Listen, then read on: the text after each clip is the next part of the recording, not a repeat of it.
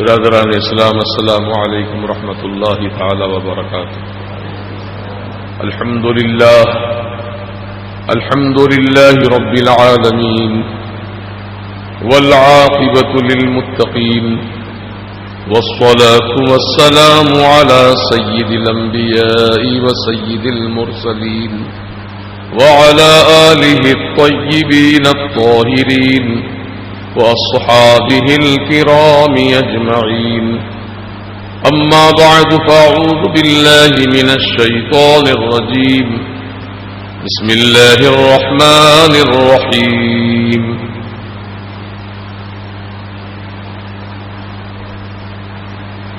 وَلَقَدْ نَصَرَكُمُ اللَّهُ بِبَدْرٍ وَأَنْتُمْ أَذِلَّةٌ، صدق الله العظيم، وبلغنا رسوله النبي المتين الأمين الكريم۔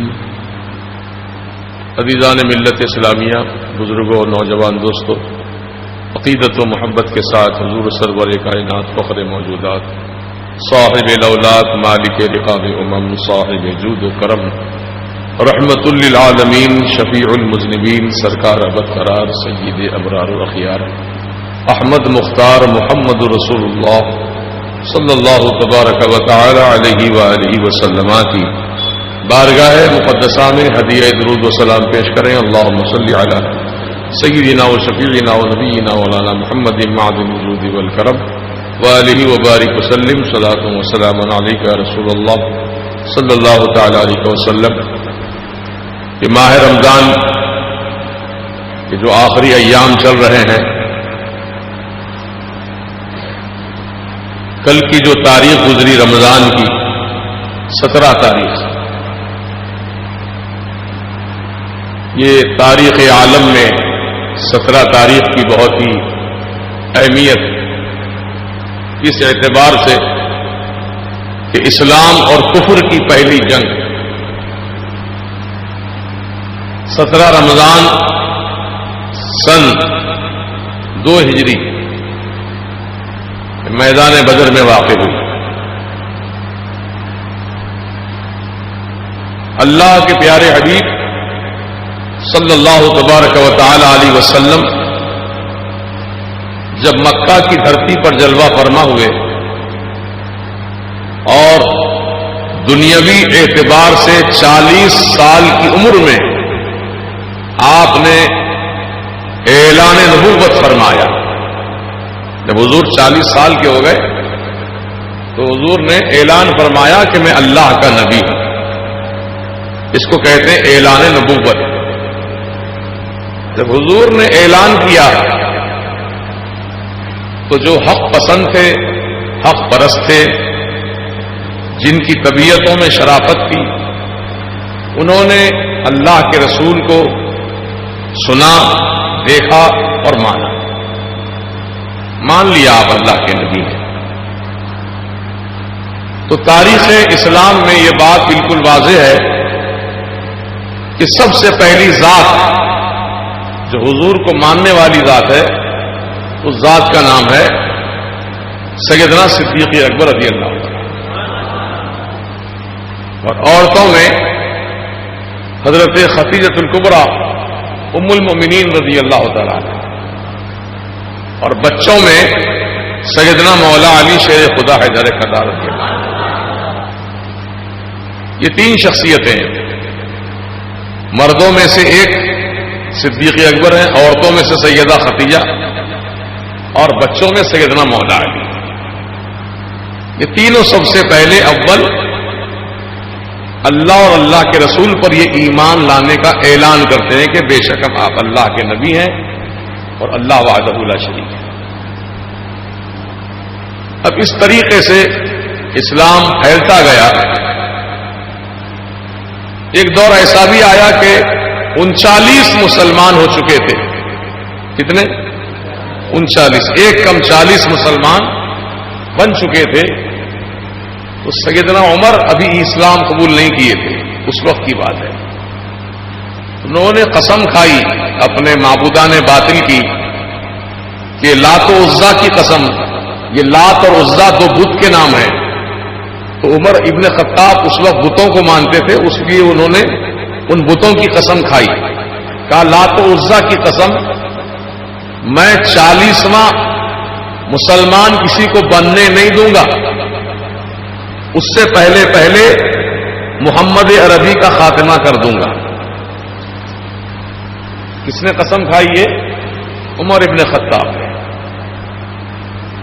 اب اللہ کی مشیت دیکھیے، حضور نے ادھر دعا فرمائی کہ یا اللہ مکے میں 2 شخصیتیں ہیں، ایک ہے عمر ابن خطاب اور دوسرا عمر ابن حشام، ابو جہل۔ ابو جہل کا اصلی نام عمر ابن حشام۔ حضور نے فرمایا ہے اللہ یہ مکے کی 2 شخصیتیں ہیں، ایک عمر ابن حشام، ایک عمر ابن خطاب، ان دونوں میں سے کسی ایک کو، حضور کی دعا دیکھیے، حضور چاہتے تو یہ بھی دعا فرما سکتے تھے یا اللہ دونوں میں سے کسی ایک کو اسلام کی توفیق عطا فرما اور اسلام کو شوکت عطا فرما۔ تو یہ دعا حضور نے کی اور رب کی بارگاہ میں قبول ہو گئی۔ کس کے حق میں قبول ہوئی؟ عمر ابن خطاب کے حق میں قبول ہوئی۔ عمر ابن حشام ابو جہل کے حق میں دعا قبول نہ ہوئی، عمر ابن خطاب کے حق میں ہوئی۔ اب آپ کہیں گے عمر ابن خطاب سے بھی زیادہ دشمنی کرنے والا تو ابو جہل تھا، کاش کہ ابو جہل کو مسلمان بنا دیا جاتا، دشمنی ساری ختم ہو جاتی۔ لیکن عمر ابن خطاب دشمن تھے، لیکن اس سے کم ان کو اسلام کی توفیق ہوئی، اس کو نہ ہوئی۔ کیوں نہ ہوئی؟ ابو جہل کو اسلام لانے کی توفیق کیوں نہیں ہوئی؟ تو علماء کرام فرماتے ہیں دونوں شخصیتوں میں فرق ہے۔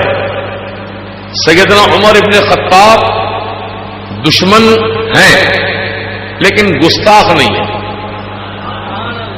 دشمن ہے لیکن گستاخ رسول نہیں ہے، اور ابو جہل دشمن بھی ہے اور گستاخ رسول بھی ہے، اس لیے اس کے حق میں دعا قبول نہ ہوئی۔ تو معلوم ہوا جو گستاخ رسول ہوتے ہیں ان کو ہدایت کی توفیق نہیں ہوتی، یہ بات ثابت ہوگی اس واقعے سے۔ اگر گستاخوں کو بھی ہدایت کی توفیق ہو جاتی تو ابو جہل بھی اسلام قبول کر لیتا، لیکن اس کے حق میں قبول نہ ہوئی۔ تو معلوم یہ ہوا کہ گستاخی بہت بڑا جرم ہے، اور گستاخان رسول کے لیے کوئی گنجائش نہیں ہے، نہ دنیا میں ہے نہ آخرت میں، سوائے جہنم کے۔ اس لیے مسلمانوں نہ خود گستاخی کرو، نہ گستاخوں کی صحبت میں رہو، نہ گستاخوں کی تائید کرو۔ اہل سنت و جماعت الحمدللہ گستاخی سے مکمل پرہیز کرتی ہے، اہل سنت و جماعت بے ادبی سے پرہیز کرتی ہے، توہین سے پرہیز کرتی ہے، اور اگر کسی بات میں شبہ ہو جائے تو وہ بار بار اللہ کی بارگاہ میں گڑ گڑا کر معافی مانگتے ہیں۔ کسی بات میں شبہ ہو جائے، یہ ہو سکتا ہے کہ ہم سے بے ادبی نہ ہو جائے، اے اللہ معاف کر دے، اے اللہ معاف کر دے، کوئی ہم سے توہین نہ ہو جائے، اے اللہ ہمیں معاف کر دے۔ لیکن جو بڑے بڑے گستاخ ہیں، گستاخیاں کرنے کے باوجود بھی وہ دعا نہیں کر لیتے اپنے بارے میں یہ اللہ جو ہم سے گستاخیاں ہوئی اس کو معاف کر دے، نہیں، توفیق ہی نہیں ہوتی ان کو معافی چاہنے کی، کیونکہ وہ توفیق الہی سے محروم ہے جو حضور کی بارگاہ کے گستاخ ہیں۔ تو الحمدللہ ہم اہل سنت و جماعت بہت خوش نصیب ہیں کہ ان تمام بڑے بڑے گناہوں سے محفوظ ہیں۔ اب زندگی یہاں تک تو ٹھیک رہی الحمدللہ، اب آگے کی زندگی بھی ایسے گزارو کہ گستاخی سے مکمل پرہیز۔ دیکھیے سرکار مدینہ علیہ الصلوۃ والسلام کا نام ہم بھی لیتے ہیں، آپ بھی لیتے ہیں، بڑے پیار سے لیتے ہیں، القاب سے لیتے ہیں، لیکن ایک وہ بھی ہے نائب، کیا بولتا ہے وہ؟ محمد صاحب۔ دیکھیے آپ کتنا بڑا فرق ہے۔ ہم کہتے ہیں آقا و مولا سید عالم محمد رسول اللہ صلی اللہ تبارک و تعالی علیہ وسلم، کم از کم اتنے تو القاب ہم بولتے ہی ہیں، جب بھی سرکار کا نام لیتے ہیں اتنے ادب و احترام. یہ ادب کی بات ہے, اس کا نام ادب ہے. کیا نام ہے اس کا؟ ادب. ادب بہت بڑی چیز ہے. ادب سے ہی انسان کی قسمت بدل جاتی ہے, اور جو بے ادب ہوتے ہیں وہ ان کی قسمت اور مزید خراب ہو جاتی ہے. اس لیے اللہ رسول کی بارگاہ میں, اللہ والوں کی بارگاہ میں, علماء دین, پیران کرام, مرشدان برحق, جو بھی اپنے سلسلے کے بزرگ ہیں, ان کی شان میں ادب بجا لاؤ. جتنا زیادہ ادب کرو گے اللہ پاک ادب کی بنیاد پر تمہارے عزت میں, تمہارے مقام و مرتبے میں بلندی عطا کر کے دیکھو. کوئی ایسی بات نہیں ہے کہ آپ قیامت میں آزمائیں گے, نہیں, ابھی آزما لو, ابھی رزلٹ پا لو. آپ ادب کرو اس دنیا میں, یہی رزلٹ لے لو.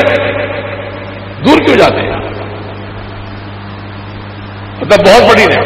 اور گستاخ اس کے برعکس جو گستاخی کرتے ہیں دنیا میں بھی سزا مل جاتی ہے, اور آخرت کی سزا تو الگ ہے. جیسا کہ حضور پاک علیہ السلام کی ایک لکڑی تھی, ٹیڑھی میڑھی لکڑی تھی, جو حضور کبھی اپنے ہاتھ میں پکڑا کرتے تھے. وہ لکڑی کتنی بابرکت لکڑی ہے. ہم تو یہ سمجھتے ہیں سرکار سے اس لکڑی کو نسبت ہو گئی, یہ لکڑی بھی ہمارے لیے قابل تعظیم ہو گئی ہے نا. بولو جی, قابل تعظیم ہو گئی. جیسے کہ قرآن کا ادب کرتے ہو یا نہیں کرتے ہو؟ کرتے ہیں. کیا جی, ادب کرتے ہیں نا. ہاں, قرآن کس کا کلام ہے؟ اللہ کا کلام. اب قرآن سے کپڑا لگا دیا ہم نے, اس کو جزدان بنایا. کیا بنایا؟ جزدان, غلاف ہے تو کپڑا, لیکن ملا کس سے؟ وہ نسبت کس سے حاصل ہو گئی؟ قرآن سے, جو اللہ کا کلام ہے. تو جہاں ہم قرآن کو چومتے ہیں اس کپڑے کو بھی چومتے ہیں. صحیح ہے؟ غلط تو نہیں بول رہا ہوں. کپڑے کو کیوں چوما آپ نے؟ بھائی آپ کا میرا یہ کپڑا ہے, میں کبھی نہیں چوما اس کو, اور چوموں گا بھی کیوں؟ کیونکہ اس کو نسبت قرآن سے نہیں ہے, میری ذات سے نسبت ہے. یہ قابل تعظیم نہیں ہے. جو قرآن سے لگا ہوا غلاف ہے وہ قابل تعظیم ہے. کعبۃ اللہ قابل احترام ہے کیونکہ اللہ کا گھر ہے, اور کعبے پر جو پڑا رہتا غلاف, وہ غلاف کعبہ بھی ہمارے لیے قابل احترام ہے کیونکہ اللہ کے گھر سے نسبت ہے. تو مسلمانوں, جب اللہ والوں سے, اللہ سے کسی چیز کی نسبت ہو جاتی ہے تو وہ نسبت والی چیز بھی ہمارے لیے قابل احترام, قابل ادب ہو جاتی ہے. لیکن وہابی, دیوبندی, حدیث جتنے ہیں, ان کے پاس یہ نسبت کی کوئی چیز اہمیت نہیں ہے. ان کے پاس اس کا چیپٹر ہی نہیں ہے. سمجھو آپ, ادب نام کا کوئی چیپٹر نہیں ہے. یہ بے ادبوں کی جماعت ہے. ادب پسند نہیں آتا ان کو, کیونکہ جو گندگی میں رہتے ہیں ان کو گندگی ہی پسند آتی ہے, اور جو خوشبو میں رہتے ہیں ان کو خوشبو پسند آتی ہے.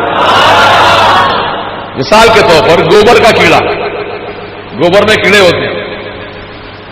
اگر آپ اس کیڑے پہ رحم کھائیں, ارے بیچارہ کیڑا ہے, گندگی میں, گوبر میں ہے, غلاظت میں ہے, اس کو کاڑی سے باہر نکالا آپ نے الگ سے, یہ گندگی میں بیچارہ, یہ اس کو میں عطر میں رکھوں گا. آپ نے اس کیڑے کو نکال کے عطر کی شیشی میں ڈالا. تھا گوبر کے اندر, پہلے زندہ تھا, رینگ رہا تھا, حرکت کر رہا تھا. جیسے ہی آپ نے عطر کی شیشی میں اس کیڑے کو ڈالا, کیڑا مر گیا. دیکھ لو آزما کے, آپ ریسنٹلی اس کا تجربہ کر سکتے ہیں. گندگی میں رہنے والے کیڑے کو ہمدردی کے طور پہ آپ نکال کے عطر کی شیشی میں ڈالے, مر گیا وہ, کیونکہ اس کو خوشبو پسند نہیں ہے. بولو جی, گوبر کے کیڑے کو خوشبو پسند نہیں ہے, اس لیے مر گیا. تو جو چیز جہاں رہتی ہے نا, اس کو وہی چیز پسند آتی ہے. تو گوبر کے کیڑے کو گوبر ہی پسند ہے. یہ مثال میں اس لیے دیا ہوں, جو لوگ رات دن گستاخی کے ماحول میں رہتے ہیں ان کو گستاخیاں ہی اچھی دکھتی ہیں, اور جو رات و دن ادب و احترام کی خوشبو میں رہتے ہیں الحمدللہ, تو وہ بدبو والا یا خوشبو والے ماحول میں آ تو بے چین رہتا ہے. کب بھاگو یہاں سے نکل, کب بھاگو یہاں, پسند نہیں آتا ماحول, ادب کا ماحول. کس کو؟ وہ گوبر کے کیڑے. اس کے لیے اپنے آپ کو ادب کے دائرے میں رکھو. ہم یہ نہیں کہہ رہے ہیں کہ آپ میرا ادب کرو، میں تو گناہگار بندہ ہوں، آپ کا خادم ہوں، سنیت کا ادنا خدمت گزار ہوں، لیکن جو اللہ کے رسول، کلام اللہ، کعبۃ اللہ، اللہ کا گھر، ان سب کا احترام تو کرنا ہے نا، لازم ہے. تو بات چل رہی تھی ہماری کہ دنیا میں ہر طرح کے لوگ ہیں، تو ہم کو ایسے لوگوں کی صحبت میں رہنا ہے جو اللہ کی محبت، رسول کی محبت، اولیاء اللہ کی محبت، یہ ان ایسے لوگوں کے ساتھ جڑے رہو. اگر خدا نہ خواستہ ہمارا تعلق گستاخان رسول جماعتوں سے ہو جائے تو وہ گستاخی سکھائیں گے آپ کو، کیونکہ ان کا رات دن کا پیشہ وہی ہے، ان کا شیوا وہی ہے، ان کا پسندیدہ عمل وہی ہے. چنانچہ ایک مثال دیتا ہوں میں آپ کو. سعودی وہ اپنے آپ کو بڑا خوش نصیب سمجھتے ہیں کہ ہم لوگ اللہ کے گھر کے پاس ہیں، ہم مدینے میں ہیں، اللہ تعالیٰ نے ہم کو یہاں کی حکومت دی ہے کیونکہ ہم لوگ حق پر ہیں. یہ سمجھتے ہیں یہ لوگ، یہ دلیل بناتے ہیں اس کو، ہم حق پر ہیں اس لیے یہاں کی حکومت اللہ نے ہم کو دی ہے. مکے کی خدمت کرتے ہیں، مدینے کی خدمت کرتے ہیں. تو مکہ مدینہ کی حکومت مل جانا یا مکہ مدینے میں قبضہ کر لینا اس بات کی دلیل نہیں ہے کہ آپ حق پر ہیں. یہ کوئی دلیل نہیں ہے، یہ نامعقول دلیل ہے. کیونکہ آپ تو اب بیٹھے ہیں 100 سال سے، آپ سے پہلے یعنی حضور کے بھی دنیا میں آنے سے پہلے کعبے کے اندر، آپ تو کعبے کے باہر ہو، کعبے کے اندر 360 بت بٹھائے تھے کافروں نے. کتنے؟ 360. کہاں بٹھائے تھے؟ کعبے کے اندر، جس کا طواف کیا جاتا اس کے اندر. اور کتنے دن رہے وہ بھی؟ سال 2 سال، مہینہ 2 مہینہ نہیں، 350 سال تک رہے، کعبے کے اندر رہے. تو کیا بتوں کو کہنے کا ہے ہم حق پر ہیں تبھی تو کعبے کے اندر ہیں؟ بولو جی، اگر ہم حق پہ نہ ہوتے تو کعبے کے اندر کیسے آتے؟ ارے کعبے میں ہم بیٹھے ہیں تو معلوم حق پر ہیں. یہ کوئی دلیل ہوئی؟ یہ جہالت کی بات ہے. کہ حضور کی آمد ہوئی، میرے سرکار نے ان تمام 360 کو نکال کر باہر پھینکوایا. لیکن 360 کو باہر نکلوایا، پتھر ہی تو تھے وہ بھی، اور حجر اسود وہ بھی پتھر. لیکن وہ پتھر کو حضور نے کعبے کی دیوار میں لگایا. کیوں؟ آ کر سب 360 باہر ہو گئے، یہ اندر رہ گیا. کعبے کی دیوار میں ابھی بھی لگا ہوا ہے. نہیں جانتے حجر اسود کا نام نہیں سنے؟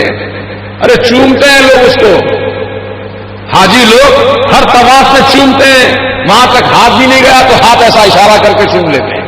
مسئلہ یہی ہے.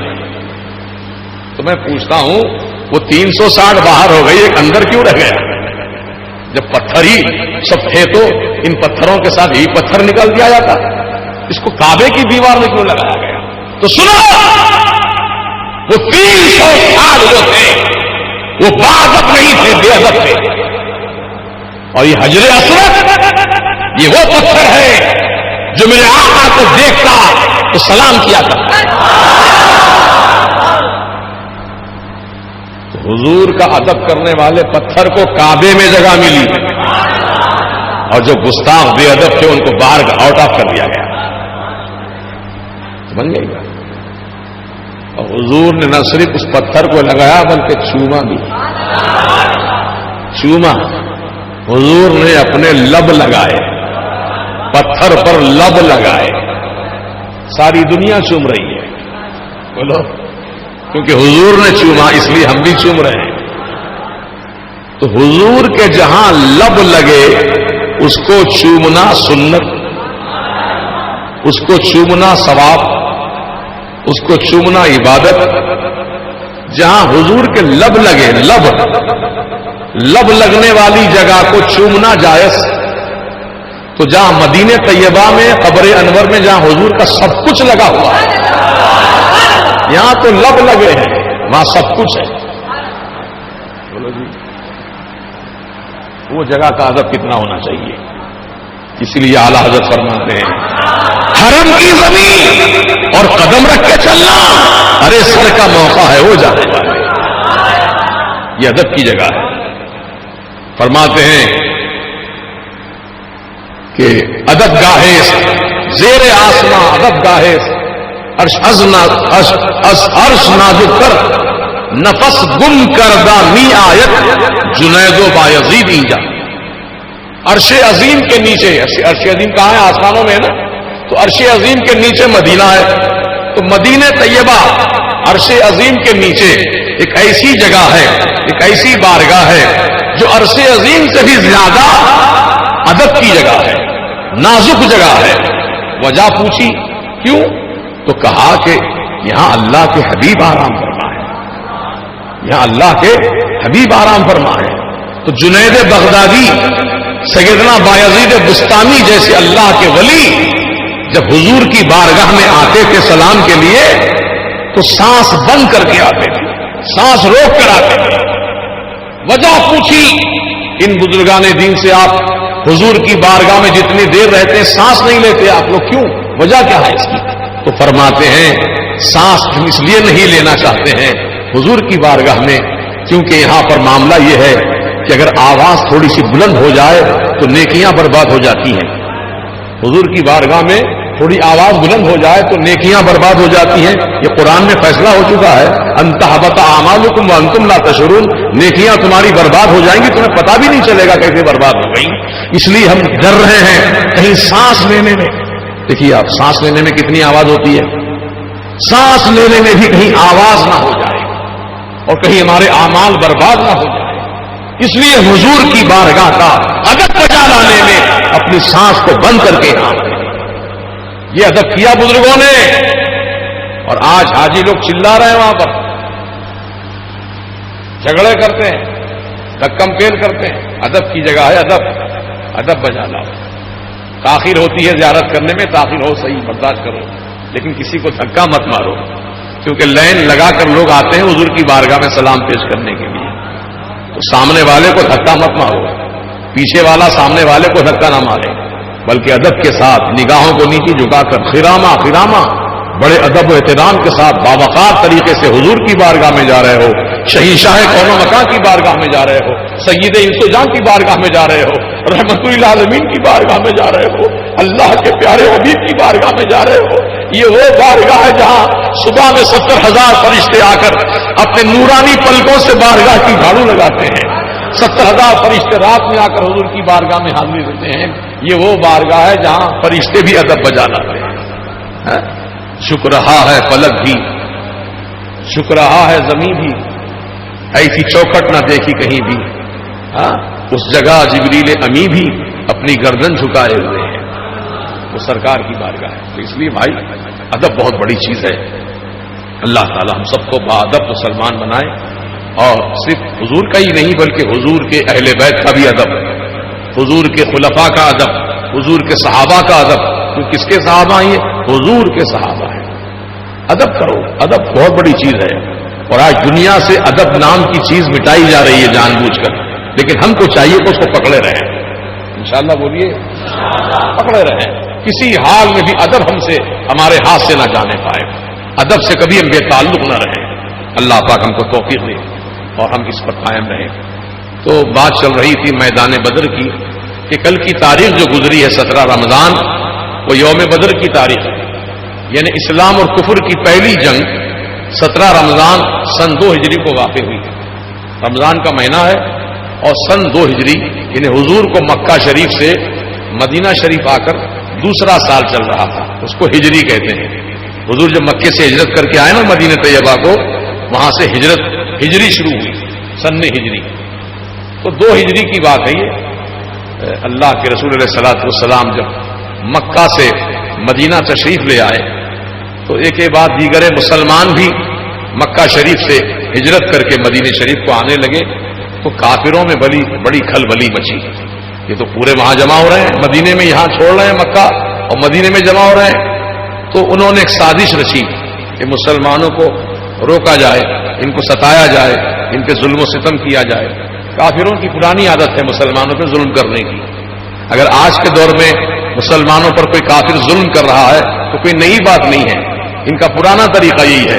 لیکن ہم کو اپنے اندر اتحاد اتفاق باقی رکھتے ہوئے ان تمام دشمنان اسلام سے بھرپور ہم کو دفاع کرنا، ڈیفنس کرنا ہے نا. انشاءاللہ یہ اسی وقت ممکن ہے جبکہ ہمارا ایمان اور اتحاد سلامت رہے. ایمان بھی سلامت رہنا، اتحاد بھی سلامت رہنا. یکجہتی، یونٹی اپنے اندر باقی رکھو اور ایمان کی بنیاد پر یونٹی بناؤ. کس کی بنیاد پر؟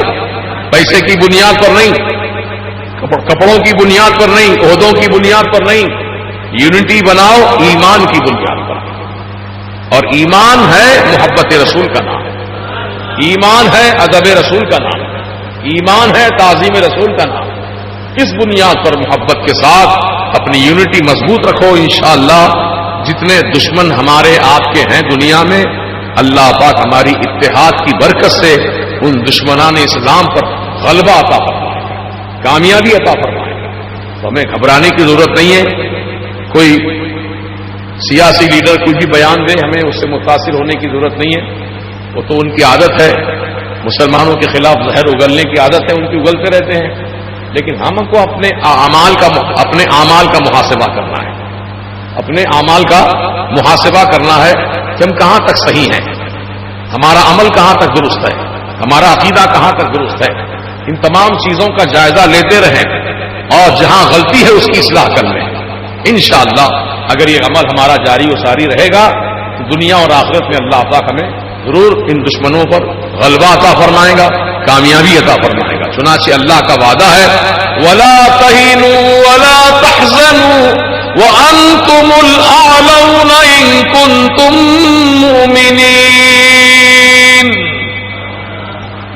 وَلَا تَهِنُوا، تم سستی کرنا مت کر دو، پہلے سستی چھوڑو. جو صبح 11 بجے تک، عام دنوں کی بات کر رہا ہوں، تو خیر رمضان کا مہینہ ہے، رات بھر جگتے ہیں یا سحری میں اٹھتے ہیں، نیند پوری نہیں ہوتی ہے تو لوگ فجر کی نماز پڑھ کے سو جاتے ہیں، وہ الگ بات ہے. لیکن عام دنوں میں نماز چھوٹ جاتی ہے، فجر کی قضا ہو جاتی ہے، بس بستر چھوڑتے نہیں ہیں لوگ. نوجوان بچے رات بھر آوارہ گردی کرتے ہیں، کبوتروں کی زینت بنتے ہیں اور گلی کوچے گھومتے رہتے ہیں، سیل فونوں پر مصروف رہتے ہیں. اور جب صبح فجر کی اذان کا وقت آتا ہے تو پورے نوجوان جو رات میں جھمکٹا ہوا تھا نا، وہ ایک ایک کر کے کھسکنا شروع کرتے ہیں. ارے نیند آ رہی بھائی، جاتا ہوں ذرا آرام کر لیتا ہوں. انہیں بولتا ٹھیک ہے تم جا رہے ہیں تو میں بھی جاتا ہوں، خدا حافظ. اس طریقے سے مجمع سب صاف ہو جاتا ہے اور بستروں پہ جا کے آرام سے سو جاتے ہیں. ادھر مسجد سے مؤذن پکارتا ہے الصلاۃ خیر من النوم، نماز نیند سے بہتر ہے. لیکن اس کو تو نیند سوچتی ہے، کہاں آئے گا نماز کے لیے؟ اور کریے تو اللہ کا عذاب نہیں آئے گا تو کیا آئے گا پھر؟ اللہ تعالیٰ دشمنوں کو ہم پر مسلط نہیں کرے گا تو کیا کرے گا پھر؟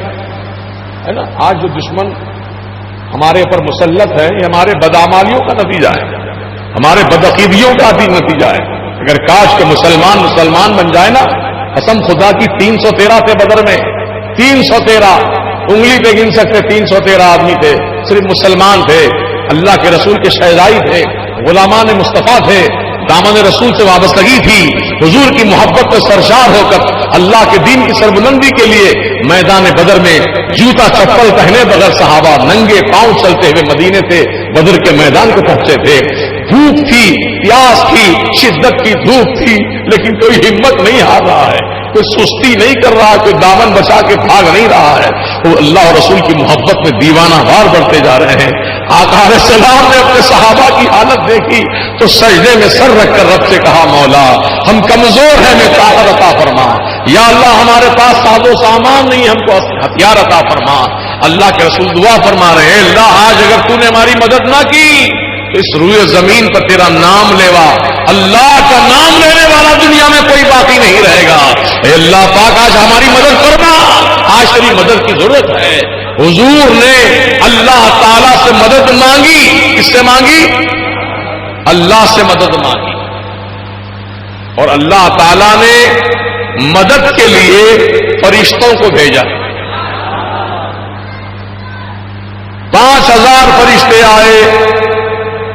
آج لوگ کہتے ہیں غیر اللہ کی مدد لینا، غیر اللہ سے مدد مانگنا شرک اور حرام ہے.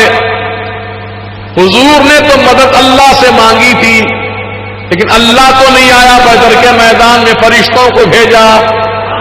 فرشتے تو خدا نہیں ہے، خدا کے فرشتے ہیں، مخلوق ہیں، خالق نہیں ہے وہ۔ بولیے نا، کتنا اچھا فیصلہ ہے۔ مدد مانگی حضور نے خدا سے، لیکن خدا نے کیا کیا؟ فرشتوں کو بھیجا، جاؤ مدد کرو میرے حبیب کی، میرے حبیب کے غلاموں کی۔ تو معلوم ہوا کہ اللہ تعالیٰ کے جو ہیں ان سے مدد لی جا سکتی ہے، جو اللہ کے ہیں ان سے مدد لی جا سکتی ہے۔ تو میں پوچھتا ہوں، غوث کس کے ہیں؟ خواجہ کس کے ہیں؟ قطب الدین بختیار کاکی کس کے ہیں؟ حضرت نظام الدین اولیاء کس کے ہیں؟ صابر پاک کس کے ہیں؟ بولو کس کے ہیں؟ اللہ کے ہیں، اللہ کے رسول کے ہیں، اللہ والے ہیں۔ تو جو اللہ والے ہیں ان سے مدد لینا یہ سرکار مدینہ علیہ الصلوۃ والسلام کی سنت کے مطابق بالکل درست اور جائز ہے نا۔ اب یہ کہ حضور نے فرشتوں کی مدد لی مسلمانوں نے، اور آج ہم غوث و خواجہ کی مدد لے رہے ہیں، کیونکہ وہ اللہ کی طرف سے ہم گناہگاروں کی مدد کے لیے مقرر کیے گئے ہیں۔ دیکھو جی، اللہ تعالیٰ ہر کام کے لیے کسی کا نہ کسی کو منتخب کیا ہے۔ جیسا کہ آسمان کے فرشتے یہ مختلف کاموں پر مامور ہیں، کوئی پانی برساتا ہے، کوئی موت دیتا ہے نا، فرشتوں کے ذمہ ہے نا سب کام۔ جب روح کھینچنے کا وقت آتا ہے تو فرشتہ آتا ہے، پانی برسانے کا کام میکائیل علیہ السلام کا ہے، زمین سے اناج پیدا کرنے کا کام انہیں کا ہے۔ اور جب قیامت کا دن آئے گا، سور پھونکی جائے گی، تو سور کون پھونکے گا؟ اللہ تعالیٰ پھونکے گا؟ نہیں، فرشتے سے پھونکوائے گا، جس کا نام اسرافیل علیہ السلام ہے۔ حکم ہوگا رب کا ہے، اسرافیل سور پھونکو، قیامت برپا کرو۔ قیامت کا برپا کرنے والا تو اللہ، لیکن اللہ کسی ذریعے سے کرتا ہے، بولو جی، وسیلے سے کرتا ہے۔ حالانکہ اللہ محتاج نہیں ہے، اللہ پاک ہم کو سمجھا رہا ہے، بتا رہا ہے کہ دیکھو میں قادر مطلق، یہ میرا قانون ہے، تو میرے قانون کے مطابق چلو۔ تو اللہ تعالیٰ نے فرشتوں کو پیدا کیا، اور آپ دیکھتے ہیں آسمان پر ستارے ہیں، جب چاندنی رات نہیں ہوتی ہے تو ستارے جگمگ جگمگ کرتے نظر آتے ہیں، ساری دنیا دیکھتی ہے کہ ستارے ہی ہیں۔ اللہ تعالیٰ نے فرمایا ہم نے اس سے دو کام مقرر کیے ستاروں کے ذمے۔ ایک کام تو یہ زینت، وَلَقَدْ زَيَّنَّا السَّمَاءَ الدُّنْيَا بِمَصَابِيحَ، اور ہم نے آسمان دنیا کو زینت دی، یعنی سجایا۔ زینت کے معنی سجانے کے ہیں، تو معلوم ہوا سجاوٹ کرنا، زینت دینا، زینت کرنا یہ کوئی حرام کام نہیں ہے، بلکہ اللہ پاک کی سنت ہے۔ اس لیے عورت اپنے شوہر کے لیے زینت کرے، زینت جو ہے شوہر کے لیے کرے، دوسروں کو دکھانے کے لیے نہیں۔ عورت زینت کرے، بناؤ سنگار کرے، اچھا لباس پہنے، اچھا زیور پہنے، خوشبو لگائے، کس کے لیے؟ اپنے شوہر کو خوش کرنے کے لیے، دوسروں کو خوش کرنے کے لیے نہیں۔ لیکن اب معاملہ الٹا ہے، گھر میں رہتے ہیں میلے کچیلے کپڑے پہن کر ہوتے ہیں، جب شادی میں جانے کا ٹائم آتا ہے تو صبح سے تیاری چلتی ہے، ہر چیز نپی تلی پہنتے ہیں، میچنگ والی، ہر الگ، کیا بیان کروں، آپ سب جانتے ہیں۔ تو کہنے کا مطلب یہ کہ زینت ہو رہی ہے، لیکن کس کے لیے؟ دوسروں کو دکھانے کے لیے، شوہر کو خوش کرنے کے لیے زینت نہیں ہو رہی ہے۔ تو بہرحال اللہ توفیق دے عورتوں کو، زینت کریں لیکن اپنے شوہر کو خوش کرنے کے لیے کریں، اس نیت سے، تو ثواب ہے، عبادت کا اور اللہ تعالیٰ خوش ہوگا۔ تو اللہ نے بھی زینت دی آسمان کو، کس سے؟ ستاروں سے۔ آپ رات کے وقت جب آنکھیں اٹھاتے ہیں آسمان کی طرف اور رات اندھیری ہو اور ستارے جگمگ جگمگ کر رہے ہوں، کتنا بھلا لگتا ہے، دل کو سکون دکھتا ہے، آنکھوں کو ٹھنڈک ملتی ہے، اس منظر کو دیکھ کر اللہ کی تعریف یاد آتی ہے، سبحان اللہ، کتنا اچھا آسمان ہے، کتنے اچھے ستارے ہیں۔ تو اللہ پاک نے فرمایا ہم نے تو ایک کام تو یہ لیا، ستاروں سے زینت دی، اس کو آسمان کو زینت بخشی، اور دوسرا کام یہ ہے اس کا، جب کوئی شیطان آسمان کی طرف آتا ہے فرشتوں کی گفتگو سننے کے لیے، تو ہم نے کچھ فرشتے مقرر کر رکھے ہیں آسمان کی طرف، جو تارا پھینک کر شیطان پر وہ حملہ کرتے ہیں، مارتے ہیں، بھگاتے ہیں. کبھی کبھی آپ نے رات میں جنگلوں میں، گاؤں میں، دیہاتوں میں دیکھا ہوگا کہ رات کے وقت میں اچانک ایک شعلہ گر رہا ہے، آسمان پہ بڑا شعلہ گر رہا ہے. وہ شعلہ نہیں ہے بلکہ شیطان مردود ہے، جس کو فرشتے مار کے بھگا رہے ہیں تو آگ بن کر گرتا ہے نیچے. تو فوراً نظر پڑ جائے ایسی چیز پر تو نظروں کو ہٹا لو، استغفار پڑھو، لاحول پڑھو، کیونکہ وہ شیطان ہے. آپ جو دیکھ رہے ہیں شیطان کو دیکھ رہے ہیں، وہ روشنی جو ہے. تو معلوم یہ ہوا کہ اللہ پاک نے آسمان کے ستاروں کو شیطان کو بھگانے کے لیے بھی بنایا. یہ قرآن میں ذکر ہے اس کا. وَلَقَدْ زَيَّنَّا السَّمَاءَ الدُّنْيَا بِمَصَابِيحَ وَجَعَلْنَاهَا رُجُومًا لِلشَّيَاطِينِ، اور ہم نے ستاروں کو بنایا اس لیے تاکہ اس کے ذریعے شیطان کو مارا جائے، ان کو دھتکارا جائے، ان کو پھٹکارا جائے، ان کو مردود کیا جائے. تو آسمان کے ستارے جو آسمان کو چمکتے ہیں، ان کا کام انسانوں کی آنکھوں کو ٹھنڈا رکھنا بھی ہے اور شیطانوں کو بھگانا بھی ہے. صحیح ہے؟ تو اللہ تعالیٰ نے جیسے آسمان کو زینت دی تاروں سے، زمین کو بھی زینت دی. زمین کو کس چیز سے زینت دی؟ نبیوں سے، رسولوں سے، اہل بیت سے، صحابہ سے، خلفاء راشدین سے، اولیاء کرام سے، غوث و خواجہ رضا سے اللہ نے زمین کو زینت دی. آسمان کے فرشتوں کا کام ہے شیطانوں کو بھگانا، مارنا، اور زمین کے یہ تاروں کا کام ہے وہابیت کو دفاع کرنا، نجدیت کو دفاع کرنا. ان کا کام ہے. وہ اپنا کام کر رہے ہیں، یہ اپنا کام کر رہے ہیں. پریشان مت ہو، اللہ پاک نے سب کی ڈیوٹی تقسیم فرما دی ہے. تو یہ نظام قدرت کس کو کہتے ہیں؟ یہ اللہ کا انتظام ہے. اس کو کیا کریں گے ہم آپ، ہے نا؟ اللہ کا انتظام ماننا پڑے گا نا، یہ اللہ کا انتظام ہے. تو بہرحال آج جو گفتگو میں نے کی ہے مختصر مفید بدر سے متعلق، انشاءاللہ آپ اس پر یقین رکھیں گے کہ اللہ پاک نے مسلمانوں کو میدان بدر میں ایسی مدد فرمائی کہ مسلمان 313 ہو کر بھی الحمدللہ 1000 کے لشکر جرار پر کامیاب ہو جاتے ہیں، اور کئی کافر مارے جاتے ہیں، کئی کافر گرفتار ہوتے ہیں. اور اس کے انشاءاللہ اس سے متعلق جو گفتگو ہوگی انشاءاللہ آئندہ بیان کروں گا. آج وقت زیادہ ہو چکا ہے، اس لیے میں اپنی بات کو یہیں پر اختصار کے ساتھ مکمل کر رہا ہوں. اور آج جانتے ہیں کہ آج 18 رمضان ہے، کل ہفتے کے دن 19 ہے، اور اتوار کے دن 20 رمضان ہے. تو جو لوگ اعتکاف کرنا چاہتے ہیں اللہ کے گھروں میں، تو وہ 20 رمضان یعنی اتوار کے دن سے مغرب کی نماز سے بہت پہلے یعنی افطار سے بہت پہلے ہی اعتکاف کی نیت سے مسجد میں داخل ہو جائیں. کیونکہ 20 رمضان کی افطار کا وقت ہو جائے گا تو اعتکاف کا وقت شروع ہو جائے گا. اب اس کے بعد جو آنے والا ہوگا مغرب کے بعد اگر اعتکاف کی نیت سے آیا تو اس کا اعتکاف وہ سنت اعتکاف نہیں مانا جائے گا، نفلی اعتکاف مانا جائے گا. اگر سنت موقدہ اعتکاف جو سرکار نے کیا ہے وہ اعتکاف کرنا ہے تو 20 رمضان کی مغرب سے پہلے آپ کو مسجد میں داخل ہو جانا.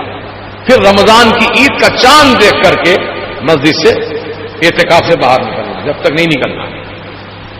تو یہ مسئلہ تھا. اور اپنے ساتھ آپ کھلونے مت لائیے. اگر اعتکاف کے لیے نوجوان بچے آ رہے ہیں، یہ سب سے بڑا کھلونا آج کل سیل فون ہو گیا ہے. اور سیل فون صرف ہم تو سمجھتے تھے پہلے زمانے میں جو کالے رنگ کا فون آتا تھا بڑا، جس کو لائن کہتے ہیں، ہے نا؟ تو فون میں خالی گھنٹی بجتی تھی، بات چیت ہوتی تھی، نہ اس میں کوئی فوٹو آتی تھی، نہ اس میں کوئی میسج آتا تھا، نہ اس میں کوئی گانے بجانے کی آواز آتی تھی. بولو پہلے زمانے کے فون میں صرف اشارہ ہوتا تھا تو آدمی فون اٹھا کے بات کر لیتا تھا، ختم.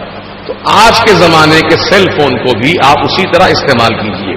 صرف بات چیت کیجئے، خیر خیریت پوچھیے، سلام علیکم کیجئے اور اچھی بات کیجئے، فون بند کر دیجیے. لیکن اب جو یہ واٹس ایپ، گوگل، وہ فلاں وہ چیٹنگ، کیا کیا پتہ نہیں خرافات چل رہے ہیں فون کے ذریعے.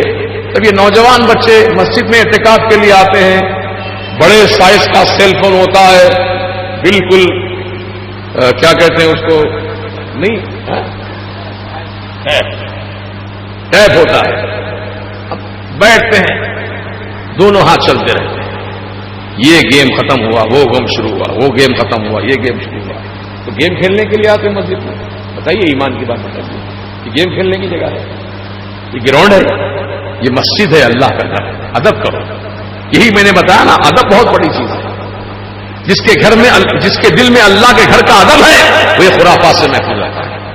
ارے دنیا کی بات بھی نہیں کرتا مسجد میں اللہ کا بندہ, اللہ کا احترام کرنے والا, اللہ گھر کا احترام کرنے والا. کیونکہ سرکار نے فرمایا مسجد میں جو مسلمان دنیا کی بات کیا, دنیا کی بات اچھی بات ہے لیکن دنیا کی بات ہے, تو 40 سال کی عبادت کا ثواب ختم کر دیا جائے.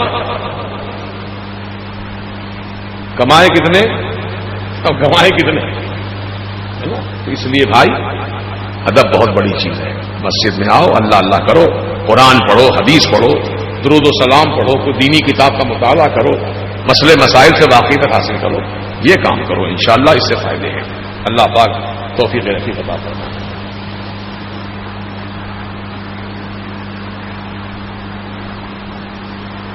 اب یہ اتنا کوئی اہم مسئلہ نہیں ہے کہ کھجور منہ میں رکھ کے دعا پڑھیں یا کھجور کھانے سے پہلے دعا پڑھیں. دونوں طریقے بھی درست ہیں. آپ کھجور کھانے سے پہلے بھی دعا پڑھ لے سکتے ہیں یا کھجور منہ میں رکھ کر بھی دعا پڑھ سکتے ہیں. لیکن کوئی چیز غذا کی منہ میں ہو پھر دعا پڑھی جائے تو پڑھنے میں تکلف ہوتا ہے. تو اس لیے علماء کرام نے, بعض علماء نے فرمایا کہ دعا پڑھ کر ہی آپ کھجور کھائیں. لیکن اعلیٰ حضرت کا بھی ایک فتویٰ ہے کہ روزہ کھول کر دعا پڑھی جائے, ہے نا. تو بہرحال دونوں سلسلے صحیح ہیں. ایسا کوئی مسئلہ نہیں ہے کہ جس میں انسان کا روزہ خراب ہو جائے, ایسی بات نہیں ہے نا. حضرات گرامی, چونکہ تاخراتوں کا بھی سلسلہ شروع ہونے والا ہے تو پہلا جلسہ ہمارا جو ہے وہ یوم القرآن کے عنوان پر بلال مسجد, حبیب نگر مسجد بلال میں اتوار کے دن عصر سے مغرب تک جلسہ یوم القرآن رکھا گیا ہے. جن حضرات کو سہولت ہو وہاں تشریف لائیں اتوار کے دن عصر کی نماز تک.